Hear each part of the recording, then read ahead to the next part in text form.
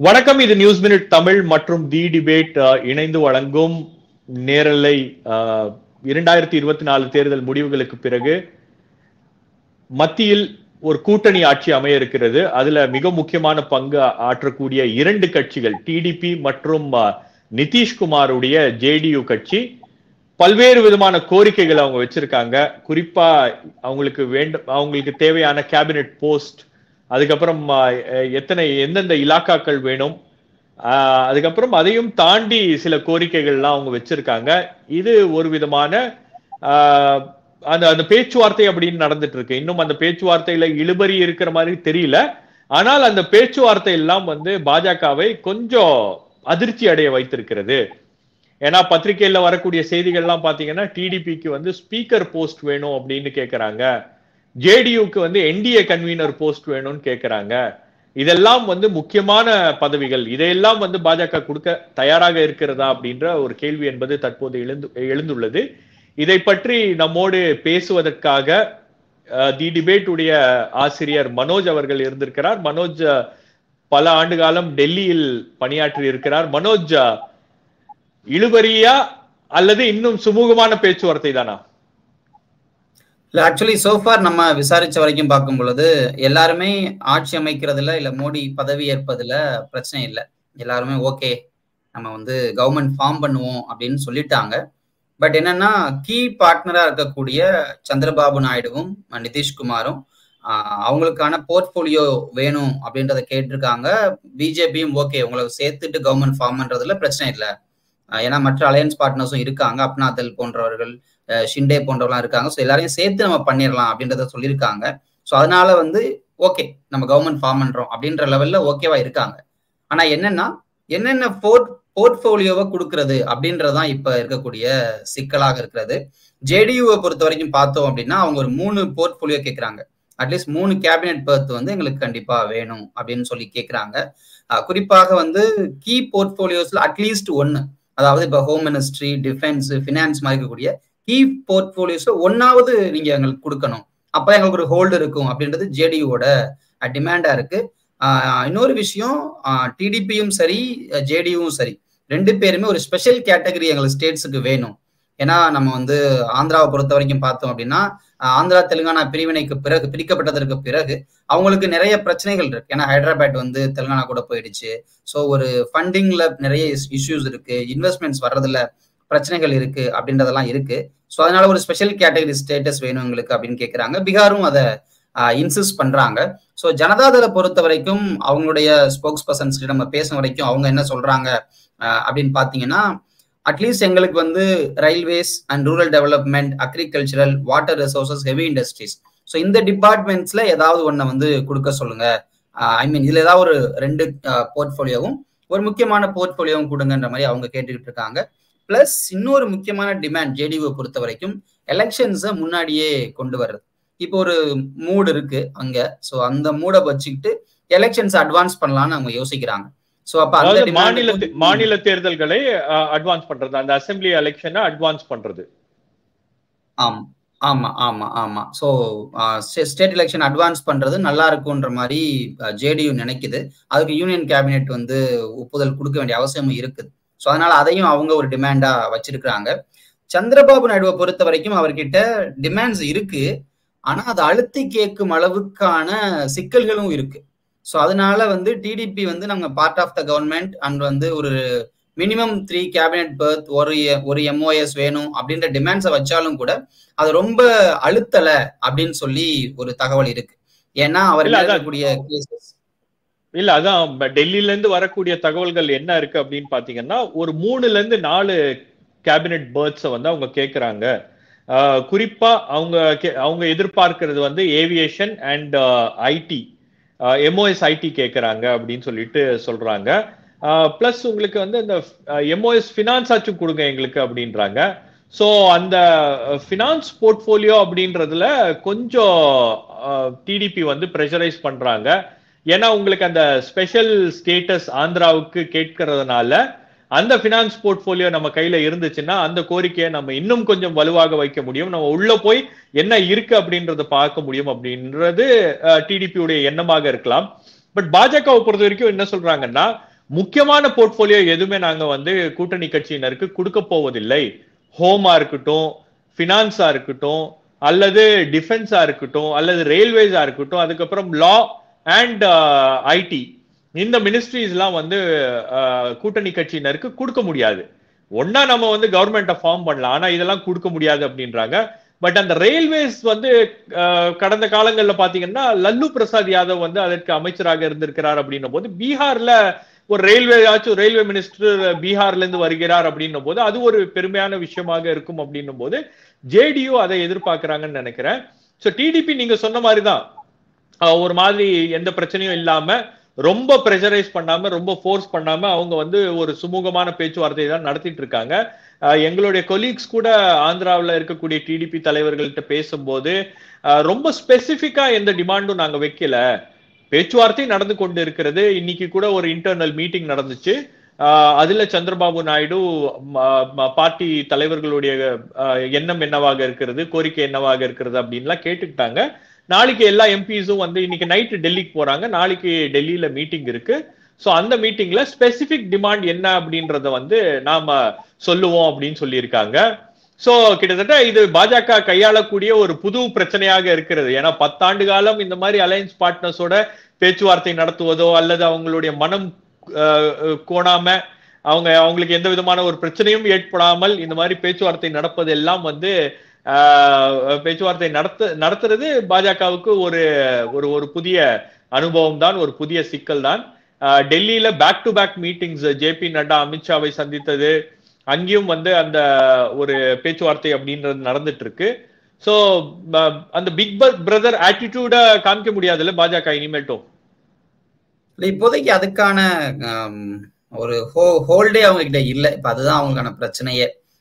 முன்ன மாதிரி எதையும் எடுத்தேன் கவுத்தேன் இல்லை நான் தான் பெரிய ஆளுன்றத பண்ண முடியாத ஒரு பிரச்சனை அவங்க கிட்ட இருக்கு. பட் ஸ்டில் வந்து நம்ம அங்க பேசும்பொழுது சொல்றது என்னன்னா, ஈவன் தோ இது ஒரு கூட்டணி ஆட்சி அப்படின்னு வச்சுக்கிட்டாலும் கூட பிஜேபி வந்து அந்த பெரியனன் மனப்பான்மையை விட்டு இன்னும் இறங்கி வரலன்றதையும் கவனிக்க முடியுது. இப்ப இவங்களை வந்து ஒரு அலையன்ஸை சேர்த்துக்கிட்டு ஆட்சி அமைக்கிறோம் அப்படின்னாலும் கூட இதுதான் நாங்க, இதெல்லாம் இருந்தாதான் நீ வரமாட்ட அப்படின்றதெல்லாம் விட்டுருங்க, நாங்க இதெல்லாம் இருப்போம், இதெல்லாம் என்ன எடுத்துக்கோங்க. ஸோ அப்படின்ற ஒரு இடத்துல கூட இப்போதைக்கு பாஜக இருக்கிறாங்க. ஸோ அதை நம்ம பார்க்க வேண்டி இருக்கிறது. அதோட இன்னொன்று என்ன அப்படின்னா, இப்போ எல்லாருக்குமே என்ன பிரச்சனை அப்படின்னா, ஜேடியு ஆகட்டும் இல்ல டிடிபி ஆகட்டும், அவங்க 2 பேருக்குமே வந்து மோடியினுடைய தேவையும் இருக்கு.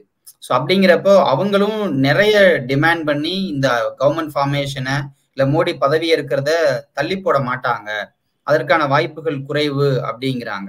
ஏன்னா நிதிஷை பொறுத்த வரைக்கும் அவருக்கு ஆல்மோஸ்ட் ஒரு தன்னுடைய கடைசி கட்ட அரசியல் வாழ்க்கையில் அவர் இருக்கிறாரு. இன்னொரு 5 வருஷம் அவர் முதலமைச்சர் இருந்துட்டா அதுக்கப்புறம் ஓய்வு தான் அவருக்கு.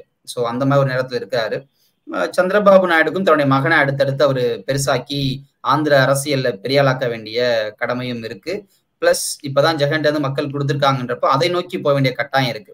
ஸோ அப்படின்றப்போ சென்ட்ரல் கவர்மெண்ட்டை விட தங்களுடைய ஸ்டேட்டை பார்க்க வேண்டிய கட்டாயம் 2 பேருக்குமே இருக்கு.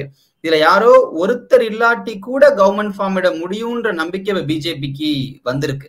யாரோ ஒருத்தர் போனாலும் பிரச்சனை இல்லை, நம்ம இண்டிபெண்டன்ஸை வச்சுட்டு மற்றவங்களை வச்சுட்டு கவர்மெண்ட் ஃபார்ம் இட முடியும். ஸோ அப்படிங்கிறப்போ டிமாண்ட்ஸுக்கு ரொம்ப ஈஸியா வளைஞ்சு கொடுத்துட வேண்டாம், ஓரளவுக்கு நமக்கு ஹோல்டு இருக்குன்றதையும் அவங்க வந்து, ஏன்னா ஆர்எல்டி போன்ற கட்சிகளும் கூட தான் இருக்கிறாங்க. அண்ட் இண்டிபெண்டன்ஸ் கொஞ்சம் இல்ல வந்திருக்கக்கூடிய தகவல் என்னன்னா, ஒரு 10 இண்டிபெண்டன்ஸ் 7க்கும் மேற்பட்ட இண்டிபெண்டன்ட் எம்பிஸ் பிஜேபி பேசி அவங்களெல்லாம் வந்து அவங்களுடைய ஆதரவையும் வந்து அவர்கள் பெற்று இருக்கிறார்கள். அது மட்டும் இல்லாம இந்த ஒரு சிறிய கட்சிகள் 2-3 கட்சிகள்கிட்டையும் அவங்க பேசி அவங்களுடைய ஆதரவையும் கொண்டு வந்திருக்காங்க. ஸோ இப்போதைக்கு அவங்களுடைய ஸ்ட்ரென்த் அப்படின்னு பாத்தீங்கன்னா 303 அப்படின்ற இடத்துல அவங்க அந்த நம்பர்ஸை தேத்தி வச்சிருக்காங்க. சோ இதனாலதான் வந்து கொஞ்சம் கான்பிடென்ட்டா வந்து பிஜேபி பேசுறாங்க. நீங்க சொன்னது கரெக்ட் தான். ஏன்னா ஒரு பக்கம் இவங்க 16 எம்பி வச்சுக்கிட்டு 14 எம்பி வச்சுக்கிட்டு ரொம்ப அன்ரீசனபிளாவும் டிமாண்ட் பண்ண முடியாது. பட் அதே நேரத்துல விட்டு கொடுக்கவும் முடியாது. ஏன்னா நாளைக்கு நீங்க வந்து கூட்டணியில இருந்து ஸ்டேட்டுக்காக நீங்க என்ன வாங்கிட்டு வந்தீங்க அப்படின்ற ஒரு கேள்வி எழும்போது உங்களுக்கு பீகார்லயும் அது வந்து ஒரு பிரச்சனையாக எதிரொலிக்கும், அதே போல ஆந்திராவிலையும் அது ஒரு பிரச்சனையாக மாறும். ஏன்னா இன்னொரு 3 மாசம் கழிச்சு உங்களுக்கு இந்த ஸ்டேட்டுக்கு இது வரல, இந்த ஸ்டேட்டுக்கு ஸ்பெஷல் ஸ்டேட்டஸ் வரல அப்படின்ற பிரச்சனை எல்லாம் வந்து எதிர்கட்சிகள் கிளப்ப ஆரம்பிச்சிருவாங்க. குறிப்பா உங்களுக்கு ஆந்திராவில் ஜெகன்மோகன் ரெட்டியுடைய சிஸ்டர் அவங்க அந்த அந்த அந்த ஒரு பாலிடிக்ஸ் அவங்க கையில எடுக்க ஆரம்பிச்சாங்கன்னா அது ஒரு விதமான நெருக்கடியை உண்டாக்கும் அப்படின்னு பாக்குறாங்க. இன்னொரு பக்கம் தேஜஸ்வி யாதவ் என்ன பண்ண போகிறார்? ஏன்னா எல்லா இந்தியா கூட்டணி தலைவர்கள்லாம் வந்து வெயிட் பண்றது என்னன்னா கவர்மெண்ட் ஃபார்ம் ஆகட்டும், கவர்மெண்ட் ஃபார்ம் ஆகி அதுல இருந்து வரக்கூடிய விஷயங்கள் என்ன அப்படின்றத பார்க்கலாம். அதுக்கப்புறம் ஒவ்வொன்னா இஷ்யூ பை இஷ்யூ எடுக்கலாம் அப்படின்னு இன்னைக்கே ராகுல் காந்தி ஒரு பிரஸ் கான்ஃபரன்ஸ்ல ஒரு மிகப்பெரிய ஊழல் நடந்திருக்கிறது, இதுல பாஜக பிரதமர், உள்துறை அமைச்சர் மற்றும் பினான்ஸ் மினிஸ்டர் 3 பேரும் ஈடுபட்டிருக்காங்க அப்படின்னு ஒரு கடுமையான குற்றச்சாட்டை முன் வச்சிருக்காங்க. சோ எடுத்த உடனே கொஞ்சம் அக்ரெஷனோட காங்கிரஸ் வந்து பேசுறத நம்ம வந்து ஒரு 10 ஆண்டுகள் கழிச்சு பாக்குறோம். பொதுவாவே ராகுல் காந்தி அப்படிதான் பேசுவாரு, பட் இப்போ அது டிவில லைவ் பண்றாங்க. ராகுல் காந்தி பிரஸ் கான்ஃபரன்ஸுக்கு ஒரு முக்கியத்துவம் அப்படின்றது கொடுக்கறாங்க. இன்னொரு சமாச்சாரம் என்னன்னு பாத்தீங்கன்னா வட இந்தியாவில் இருக்கக்கூடிய குறிப்பா இந்த ஹிந்தி சேனல்ல இருக்கக்கூடிய ஆங்கர்ஸ் எல்லாம் வந்து ஜனநாயகத்தை பத்தி பேசுறாங்க, பார்லிமெண்ட் டெமோக்ரஸியை பத்தி பேசுறாங்க, எதிர்கட்சிகள் ஏன் இந்த நாட்டுக்கு தேவை அப்படின்றத பத்தி எல்லாம் பேசுறாங்க. குறிப்பா சுதீர் சௌத்ரி போன்றவர்கள்லாம் வந்து இன்னைக்கு இந்த கோதி மீடியான்னு சொல்லக்கூடிய அந்த சேனல் ஆசிரியர்கள்லாம் வந்து ஆமாமா ஒரு ஸ்ட்ராங்கான எதிர்கட்சி இருந்தாதான் இந்த நாட்டுக்கு வந்து ஒரு செக்ஸ் அண்ட் பேலன்சஸ் இருக்கும் அப்படின்றாங்க. பட் இந்த ஸ்பீக்கர்ஸ் இத போஸ்ட் கேட்கறாங்க அப்படின்ற அந்த விஷயம் எங்க இருந்து அது வந்துச்சு, எங்க இருந்து அது தொடங்குச்சு, ஏன் அந்த டிமாண்டை வந்து அவங்க முன் வைக்கிறாங்க? கண்டிப்பா ஸ்பீக்கர் பொசிஷன் கேட்கிறப்ப எல்லாருக்கும் ஒரு பெரிய ஆச்சரியம் இருந்துச்சு. எதுக்கு ஸ்பீக்கர் போஸ்ட கேட்கணும், அதனால என்ன, ஒரு கேபினெட் வாங்கிட்டு போலாமே, ஏன் ஸ்பீக்கரை கேட்கிறாங்க அப்படின்றதுதான் எல்லாரும் யோசிச்ச விஷயமா இருந்துச்சு. பட் ஸ்பீக்கர் பொசிஷன்ன்றது ரொம்ப ரொம்ப முக்கியமான பொசிஷன். நம்ம ஸ்டேட்ஸா இருந்தாலும் சரி, மத்தியில இருந்தாலும் சரி, பாத்தீங்க அப்படின்னா எம்பிக்களை எம்எல்ஏக்களை எந்த விதமான காரணமும் இல்லாம அடுத்த நிமிஷம் பதவியை விட்டு தூக்க முடியும்னா அந்த பவர் ஸ்பீக்கர் கிட்ட இருக்கு. ஸோ அது ஒரு விஷயம். அண்ட் ஜேடிபியும் ஜேடியுவையும் டிடிபியை பொறுத்த வரைக்கும் எந்த நேரத்துல வேணாலும் அந்த கட்சி பாஜகவால் விழுங்கப்படலாம் அப்படின்ற ஒரு பிரச்சனை பேருக்குள்ளயுமே. ஆமா, ஏன் அப்படின்னா மோடியும் அமித்ஷாவும் அதை செய்யாதவங்க கிடையாது. அவங்க 2 பேரும் கடந்த 10 ஆண்டுகள்ல எத்தனையோ மாநில கட்சிகளை ஒன்றும் இல்லாம ஆக்கியிருக்காங்க, எத்தனையோ எம்எல்ஏக்களை விலை கொடுத்து வாங்கியிருக்கிறாங்க, எவ்வளவோ குதிரை பேரம் நாட்டில் நடந்திருக்கு. இது தங்களுக்கு நடக்குமா அப்படின்னு யோசிக்க கூட முடியாது, அவங்களாலே நடக்கும் தெரியும். நீங்க வந்து இடியவும் சிபிஐ ஐடியை வந்து அடுத்த 6 மாசத்துக்கு ஆக்டிவ் ஆக்குனீங்கன்னா ஜேடியு வந்து பிஜேபி கூட மெர்ஜா இருக்கும் அப்படின்ற ஒரு நிலைமை இருக்குன்றத அவங்க புரிஞ்சு வச்சிருக்காங்க. நிறைய எம்பிஸ் வந்து தொகுதியுடைய கண்டிப்பா. சோ அதனால அந்த ஒரு நிலைமையில தான் இப்ப என்ன ஆகுது அப்படின்னா இவங்க 2 பேருமே இல்ல, நமக்கு வந்து இந்த ஸ்பீக்கர்ன்ற ஒரு பொசிஷன் இருந்துச்சுன்னா பார்லிமெண்ட் நம்மளோட ஸ்டேக்கை வச்சுக்க முடியும். ஒரு முக்கியமான தருணத்துல ஒரு ஸ்பீக்கரை வச்சுக்கிட்டு நம்மளால வந்து நிறைய விஷயங்களை சாதிக்க முடியும்னு நம்புறாங்க. ஸோ அதனாலதான் இவங்க 2 பேருமே வந்து அந்த பொசிஷனுக்கு ஆரம்பத்துல நிறைய ஃபைட் பண்ணதா கூட நமக்கு தகவல் வந்திருந்தது. ஆனா ஸ்பீக்கர் பொசிஷனை விட்டு தர அளவுக்கு பிஜேபி ஒன்னும் அவ்வளவு பெரிய தாராளமான சொல்றவங்க கிடையாது. ஸ்பீக்கர் பொசிஷன் ஒரு ரொம்ப இம்பார்ட்டன்டான பொசிஷன். ஸ்பீக்கர் பொசிஷன் அப்படின்றது ஒரு கேட் கீப்பர். நாளைக்கு ஒரு நம்பிக்கையில்லா தீர்மானம் கொண்டு வராங்க அப்படின்னா ஸ்பீக்கருடைய ரோல் வந்து அதுல ரொம்ப முக்கியமான ரோல். நாளைக்கு ஒரு 10 எம்பி வந்து பிஜேபில இருந்து காங்கிரஸ் பக்கம் போறாங்க அல்லது காங்கிரஸ் பக்கத்துல இருந்து பிஜேபி போறாங்க அப்படின்னா ஸ்பீக்கருடைய ரோல் வந்து அதுல ரொம்ப முக்கியமான ரோல்.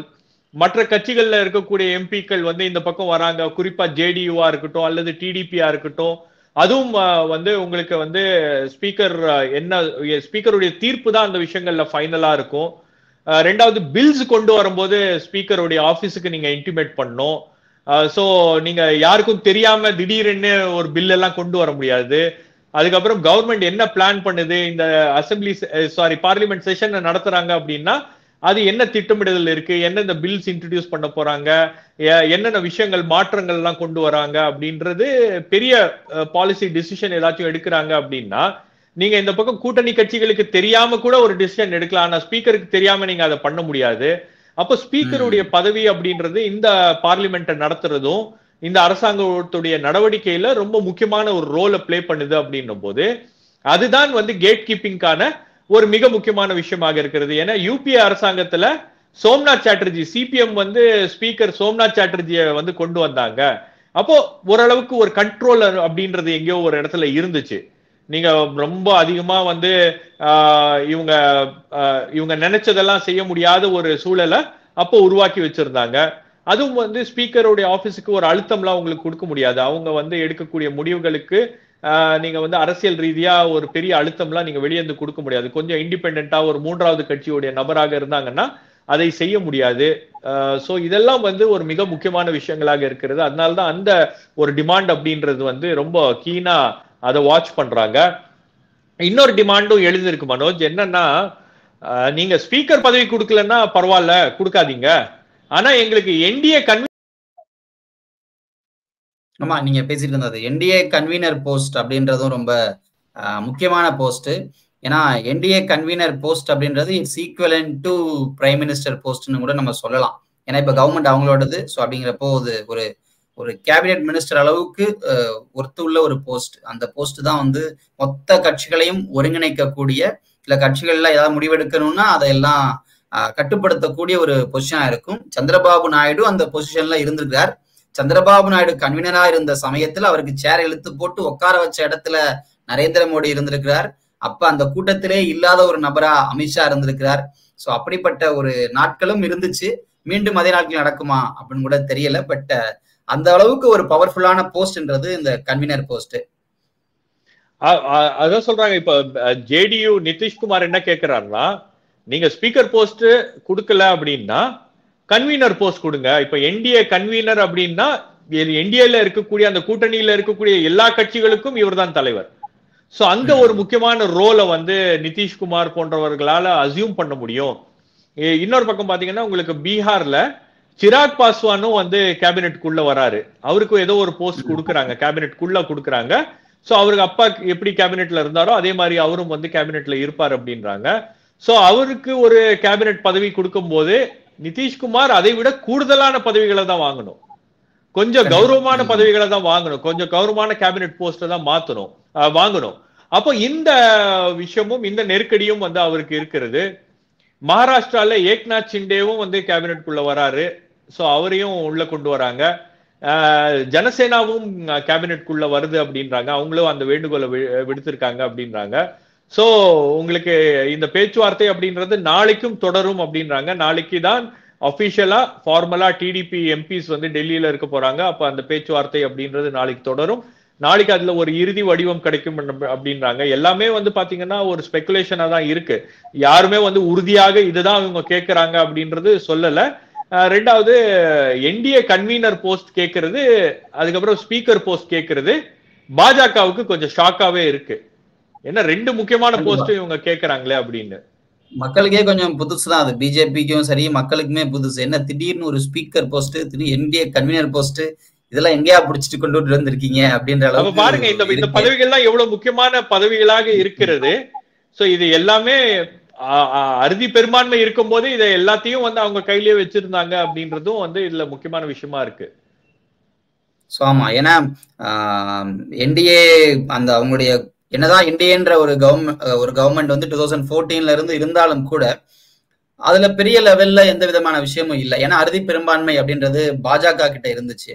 பட் இன்னைக்கு பாஜகவுக்கு ஒரு அறுதி பெரும்பான்மை குறையும் பொழுது மாநில கட்சிகள் ஆதிக்கம்ன்றது எந்த அளவுக்கு இருக்கிறது, ஒரு ஸ்டேட் பார்ட்டிஸ் எவ்வளவு முக்கியமா இந்த இடத்துல ரோல்ஸை பிளே பண்றாங்க, அலையன்ஸ்ன்றது எவ்வளவு முக்கியம், ஒரு கூட்டணி ஆட்சின்றது ஏன் அவசியம் அப்படின்றதெல்லாம் கூட இப்போதைக்கு பாஜகவிற்கே புரிஞ்சிருக்கும்னு நினைக்கிறேன். ஏன்னா தனியாவே எல்லாத்தையும் பண்ணிக்கிட்டு இருந்தாங்க. இப்ப ஒவ்வொன்றுக்கும் கேட்க வேண்டிய, சொல்ல வேண்டிய, அட்லீஸ்ட் இன்ஃபார்ம் பண்ண வேண்டிய அவசியம்ன்றது அவங்களுக்கு வந்திருக்கு. ஸோ அதுவும் ஒரு முக்கியமான விஷயம். இப்படி இவங்க டெல்லியில ஒரு பிரச்சனை பண்ணிக்கிட்டு இருந்தா மகாராஷ்டிரால ஒரு பக்கம் ஃபட்னவிஸ் நான் ரிசைன் பண்றேன் என்ன ஆள விடுங்கப்பான்னு சொல்லி அவர் ஒரு பக்கம் கிளம்பிக்கிட்டு இருக்காரு. நிறைய பேர் வந்து அஜித் பவார் கேங்ல இருந்து சரத் பவார் கேங்குக்கும், ஏக்நாத் ஷிண்டே கேங்ல இருந்து உத்தவ் கேங்குக்கும் மாறிக்கிட்டு இருக்காங்க. ஸோ அங்க ஒரு பெரிய டர்புலன்ஸ் போய்கிட்டு இருக்கு. ஸோ அதையுமே நம்ம வந்து இதோட பொருத்தி பார்க்க வேண்டிய அவசியம் இருக்கு. ஸோ ஏன்னா மகாராஷ்டிரா கல்பனாவும் வந்து கல்பனா ஒரு வியூவர் கமெண்ட் பண்ணியிருக்காங்க, we in Maharashtra know what role speaker can play in breaking parties. So அதுதான் அதுதான் ஒன்று மிக முக்கியமான காரணம். ஸோ இந்த 5 வருஷம் வந்து 2 பக்கமும் 2 பேர் இழுக்கக்கூடிய அந்த காட்சிகள்லாம் வந்து நிறைய அரங்கேறும்.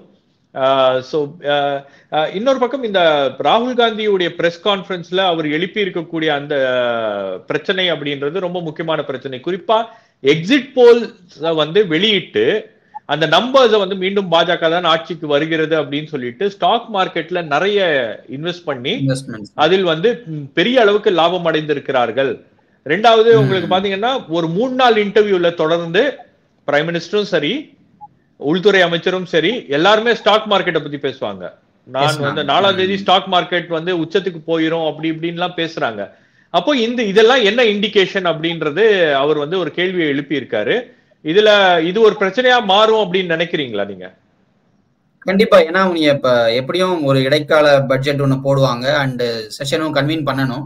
ஸோ ஒரு அக்ரஷனோட காங்கிரஸ் களமிறங்குதுன்றதுக்கான இண்டிகேஷன் இதை பார்க்கலாம். ஃபர்ஸ்ட் பார்லிமெண்ட் மீட்டிங்லயே இதை வந்து பெரிய லெவல்ல எழுப்புறதுக்கான வாய்ப்பு இருக்கு. ஏன்னா ஜேபிசி கேட்டிருக்காரு, ஜாயிண்ட் பார்லிமெண்டரி கமிட்டி விசாரணை கேட்டிருக்காரு. அப்ப அதை கண்டிப்பா அவங்க புஷ் பண்ணுவாங்க. பழைய மாதிரி இருந்தா எல்லா எம்பிஸும் சேர்ந்து ராகுல் காந்தி ஏதாவது சொல்லலாம். இப்ப 2 பேரும் சமத்துக்கு சமமா இருக்கிறாங்க. ஸோ அப்படின்றப்போ செஷன் கண்டிப்பா இன்ட்ரெஸ்டிங்கா இருக்கும்னு நம்ம சொல்லணும். இதை பெரிய லெவல்ல எடுத்துட்டு போறதுக்கு காங்கிரஸ் கண்டிப்பா ட்ரை பண்ணுவாங்க. ஏன்னா ஆரம்பத்திலே ஒரு பிரச்சனையோடு ஒரு செஷனை கொண்டு போகும் பொழுது அவங்களுக்கு ஒரு நல்ல ஹோல்டு கிடைக்கும், கவர்மெண்ட் ஒரு திணறும். ஸோ அப்படிங்கிறப்போ அதை அட்ரஸ் பண்ற மாதிரியும் இருக்கிறதுக்கான வாய்ப்புகள் இருக்கு. ஸோ அந்த லெவல்ல பார்க்கும் பொழுது ஒரு முக்கியமான விஷயத்த அவங்க எடுத்திருக்காங்க அப்படின்றத நம்ம பார்க்கணும். ஏன்னா எக்ஸிட் போல் அப்படின்றது எந்த அளவுக்கு இருந்துச்சு, அன்னைக்கே இந்த விஷயங்கள் பேசப்பட்டது. இது வந்து ஸ்டாக் மார்க்கெட்டுக்காக தான் பண்றாங்க அப்படின்னு சொல்லிட்டு. ஸோ மக்களுக்கும் இது வந்து இப்ப புரிய ஆரம்பிச்சிருக்கும். அன்னைக்கு சொன்னது கரெக்ட் தான், இவ்வளவு பெரிய இது நடந்தது அப்படின்ற ஒரு விஷயம். அந்த பிரச்சனையை கரெக்டா கேரி ஃபார்வர்ட் பண்றது அப்படின்றது ஒரு அப்போசிஷன் பார்ட்டியா காங்கிரஸுக்கு அவசியம். அதை புரிய வச்சு அதுல ஒரு நடவடிக்கை எடுக்கும் பொழுது ஒரு இஷ்யூவா டெவலப் பண்ணி அதை கவர்மெண்ட்டை வந்து தள்ளாட வைக்கிறதும் ரொம்ப முக்கியமாகத்தான் இருக்கும் அவங்களுக்கும். ஓகே மனோஜ், ரொம்ப நன்றி. பார்க்கலாம். நாளைய தினம் வந்து முக்கியமான மீட்டிங்ஸ் வந்து டெல்லியில நடக்க இருக்கிறது. ஸோ நாளைக்கு தான் அதுல வந்து ஒரு இழுபறி இருக்கிறதா அல்லது ஒரு இறுதி வடிவம் பெறுமா என்டிஏ கூட்டணியுடைய அந்த பேச்சுவார்த்தை. அதுக்கப்புறம் பிரதமர் மோடி பதவி ஏற்பது. ஸோ இந்த மாதிரியான விஷயங்கள் வந்து அடுத்தடுத்து அதற்கான தயாரிப்பு வேலைகள் அப்படின்னு நடந்துட்டு இருக்கு. ஒரு அவசரம் என்பது தெரிகிறது என்டிஏல. எல்லாத்தையும் வந்து சுமூகமா எவ்வளவு சீக்கிரம் முடிக்க முடியுமோ அவ்வளவு சீக்கிரம் முடிச்சிடணும் அப்படின்றாங்க. இந்தியா அலையன்ஸ் லீடர்ஸ் ஒரு வெயிட் அண்ட் வாட்ச் கேம் வந்து இது பண்றாங்க. மேபி பேக்டோர் சேனல்ஸ் மூலமாக சில கன்சல்டேஷன்ஸ் கூட வந்து நிதிஷ்குமாரோ அல்லது சந்திரபாபு நாயுடுவோ நடத்தக்கூடிய ஒரு வாய்ப்புகளும் இருக்கிறது. ஸோ இது ரெண்டுமே வந்து நடக்கக்கூடிய ஒரு நிலையில தான் இன்னைக்கு தற்போதைய சூழல் என்பது பாஜகவுக்கு ஏற்பட்டிருக்கு.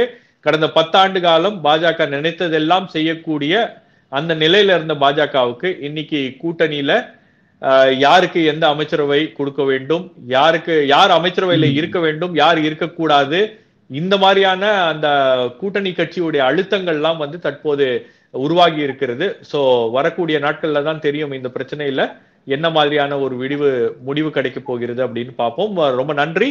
மீண்டும் ஒரு நிகழ்ச்சியில் உங்களை எல்லாம் சந்திக்கிறோம். நன்றி, வணக்கம். நன்றி, வணக்கம்.